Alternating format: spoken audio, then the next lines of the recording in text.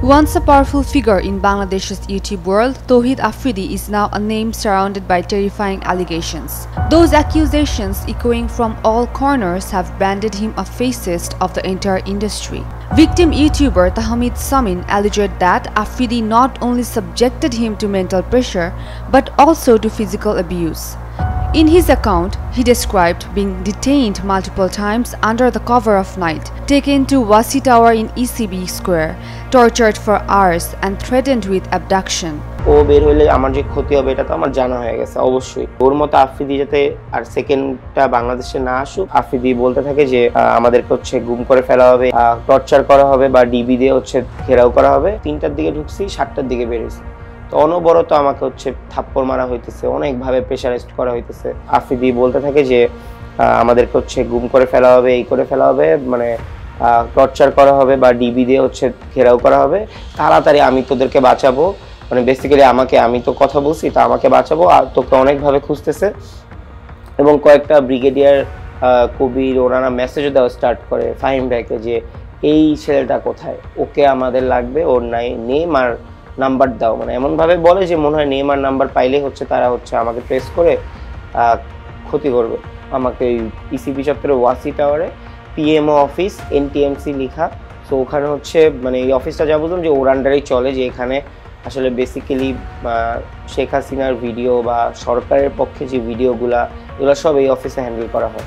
তো অনবরত আমাকে হচ্ছে থাপ্পড় মারা হইতেছে, অনেকভাবে প্রেশারাইজড করা হইতেছে। The allegations don't stop there. Afridi is accused of abusing his influence to manipulate YouTubers and even tried to buy off influencers during the July movement to side with the government. Afridi phone দিয়ে কয় ওই যে সরকারের যে ইয়াগুলা ভাঙচুর কইছে, metro rail এগুলা নিয়ে একটা ভিডিও বানাইতে হইব। এই কথা বলে আমারে বলতে যে তোলাই ভাইয়া কিছু টাকা পাঠাইতেছি, তো হে তো যেটা বলে আমরা তো ভয় পাই। আমি কিন্তু হেরে বাঘের মতো ডরাই। আমি না, আমাদের টিমের সবাই তার বাঘের মতো ডরায়, কারণ মানে সে অন্যরকম মানুষ ভাই। সে ক্যামেরার ভিতরে একরকম, কিন্তু ক্যামেরার বাইরে খুব ডেঞ্জারাস একটা লোক। আজ থেকে 2 বছর আগে যে প্রতিবাদ করার কারণে আমার নামে যে মিথ্যা মামলা দেওয়া হয়, তারপর আমার যে লাইভে এসে যে কান্না করা, এইগুলো এখন আপনাদের মনে পড়তেছে, তাই না?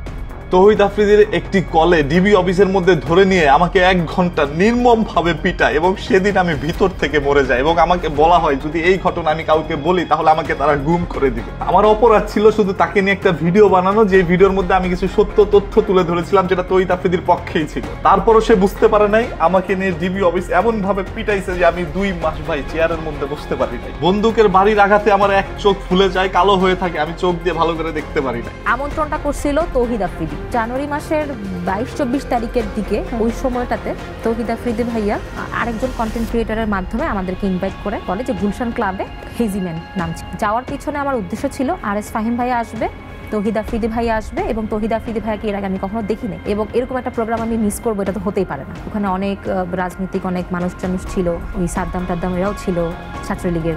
ডিনারের পরে ফ্রিতে মদ খাওয়ানোর ব্যবস্থা করছে। তো এটা যে মদ ছিল এটা আমি বুঝতে পারিনি। ওখানে আনলিমিটেড মানুষের ইচ্ছা মতো মদ খাওয়াচ্ছে। এর পরের ঘটনা হচ্ছে একটা প্রোগ্রামে শেখ হাসিনা ছিল, বেশ কিছু মন্ত্রী মিনিস্টাররা ছিল, ওইখানেও ডাকা হয়েছিল, ভয়ে যায়নি, কারণ সে নাই এতেই মদ খাওয়াইছে, সে থাকলে জানি আর না জানি কি খাওয়ায়। Afridi's name has also been linked to drugs and sex scandals. আমি যেহেতু ওকে ভালোবেসে ফেলেছি, তো ওকে আমি বলার পরেও আমার সাথে খুব বাজেভাবে রিয়াক্ট নেয়।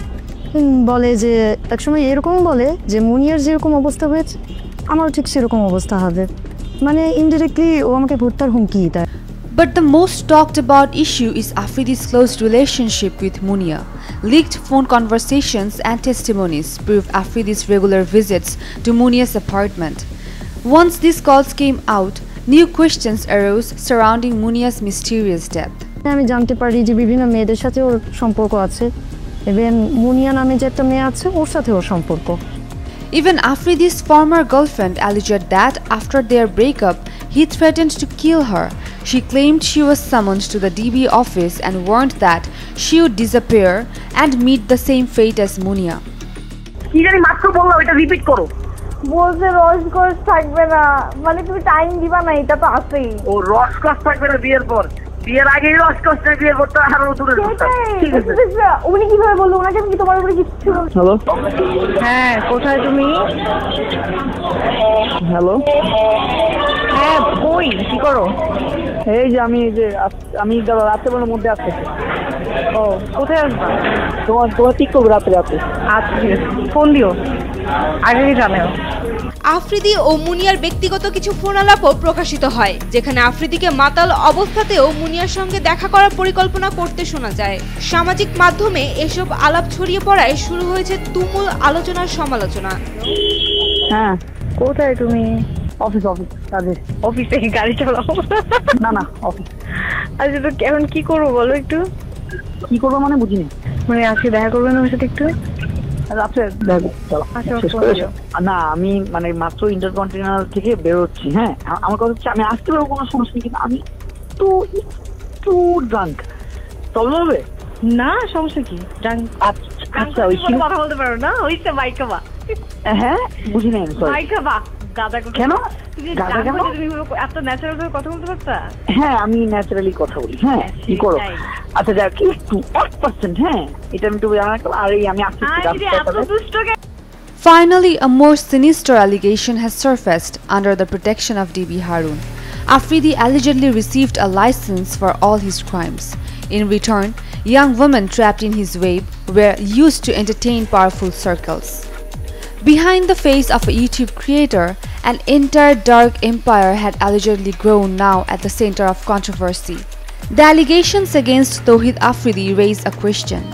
Are these just personal scandals, or do they expose a far bigger criminal network? Desk report, Daily Sun.